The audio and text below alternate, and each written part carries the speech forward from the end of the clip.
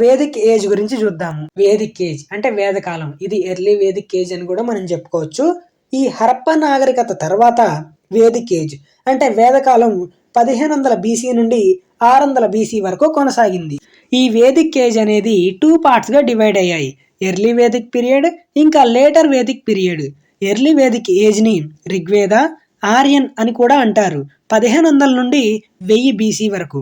ఇక later Vedic పీరియడ్ని Yajur, సామ and Atharvaveda, Ramayana, Mahabharata 1000 నుండి 500 బీసీ వరకు కొనసాగింది.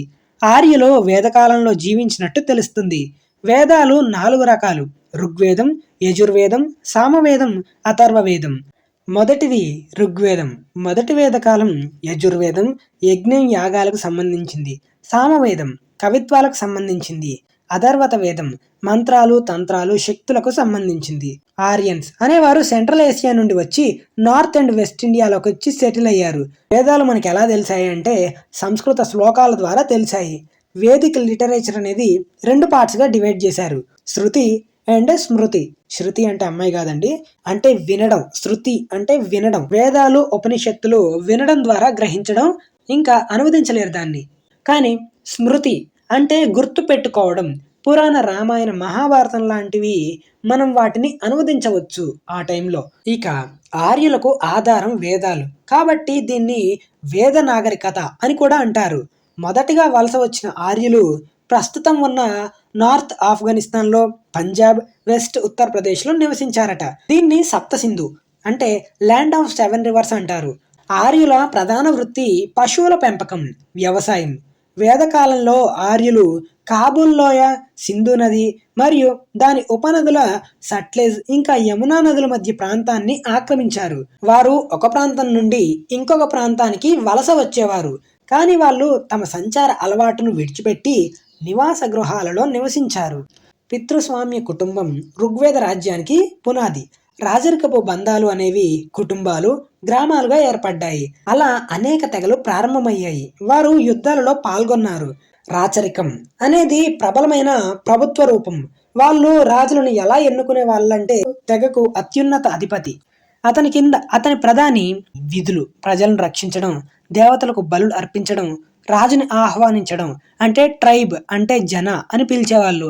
ట్రైబల్ చీఫ్ రాజన్, గోపతి అని పిలిచేవాళ్ళు. చీఫ్ క్వీన్ని మాహిసి అని పిలిచేవారు. సేనాని అంటే సైన్య అధ్యక్షుడు. పురోహితుడు అంటే పూజారి. గ్రామంత్ అంటే గ్రామానికి అధిపతి రాజు. రాజులను ప్రజలంతా కలిసి ఎన్నుకుంటారు.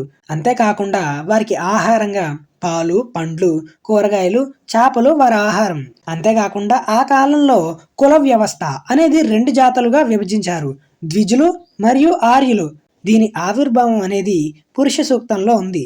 సృష్టికర్త యొక్క తల, చేతులు, తొడలు మరియు పాదాల నుండి వరుసగా బ్రాహ్మణులు, క్షత్రియులు, వైశ్యులు, శూద్రులు పుట్టుకొచ్చారని చెప్తారు.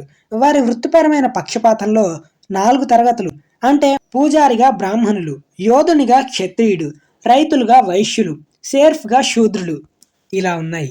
ఇంకా ఇతర వృత్తులు నేత కార్మికులు, రంగులు వేసేవాళ్ళు, వడ్రంగులు, కుమ్మరి మొదలైన వాళ్ళు. వాణిజ్యం అనేది ఋగ్వేదంలో తూర్పు మరియు పశ్చిమ మహాసముద్రాల ప్రస్తావన సముద్ర వాణిజ్యం యొక్క ఉనికిని సూచిస్తుంది. ఆర్యులు ప్రకృతిని వివిధ రూపాలలో పూజించారు. వాళ్ళు పెద్ద సంఖ్యలో దేవుళ్లను ఆరాధించేవారు. నీరు, గాలి, నింగి అనేవి మొదలైనవి వాటి దేవతలుగా పూజించారు. వేదాలు, ఉపనిషత్తులు 900 నుండి 500 బీసీ వరకు వచ్చాయి. అంతేకాకుండా కొన్ని ఆర్యుల తెగలు కూడా వింధ్య అడవులలోకి చొచ్చుకుపోయాయి. దక్కన్లో శక్తివంతమైన రాజ్యాలను స్థాపించారు. పాణిని అటువంటి 2 రాజ్యాల గురించి తెలుసుకుందాము. ప్రస్తావించారు. అవి ఏంటంటే కళింగ, ఆస్మక. ఇక దాంట్లోనే కుల వ్యవస్థ కూడా ప్రారంభమైంది. వాళ్ళు అనేక దేవుళ్లను పూజించేవాళ్ళు. ఇక కుల వ్యవస్థ మూలం వచ్చేసి వర్ణం మరియు కులం పర్యాయ పదాలుగా ఉపయోగించబడతాయి. వర్ణం అంటే రంగు. వేదకాలంలో పూర్వీకులు కొనసాగించిన వృత్తిని వారి కుటుంబీకులు కొనసాగించేవాళ్ళు. ఈ వేదకాలంలో పెద్ద స్థాయి, కింద స్థాయి, ఎక్కువ కులం, తక్కువ కులం, అంటరాని వాళ్ళు అనే వాళ్ళకి శాపంగా మారింది. అగ్ర కులాల వాళ్ళు చిన్న కులాల వారిని, తక్కువ కులాల వాళ్ళని బావుల నుండి నీరు తాగనిచ్చేవాళ్ళు కాదు. దేవాలయాలలోనికి ప్రవేశం నిషేధించారు. కానీ ఎంతోమంది వ్యక్తులు ఈ విషయంపై కృషి చేశారు, కొంతవరకు రూపుమాపారు. ఈ కాలంలో స్త్రీలకు సమానమైన హక్కు అనేది ఉండేది. Later Vedic period 1000 to 500 BC అంటే 1000 నుండి 500 బీసీ వరకు. ఈ లేటర్ వేదిక్ పీరియడ్లో అనేక కులాలు, అనేక మతాలు పెరిగాయి. అంతేకాకుండా ఒక ప్లేస్ నుండి ఇంకో ప్లేస్కి వలస వచ్చేవాళ్ళు అంటే మైగ్రేషన్ సంచారం చేశారు. కొన్ని శక్తివంతమైన రాజ్యాలు కూడా వచ్చాయి. కురు, పాంచాల రాజ్యం, కోసల, మగధ, విదేహ లాంటి ఎన్నో రాజ్యాలు వచ్చాయి.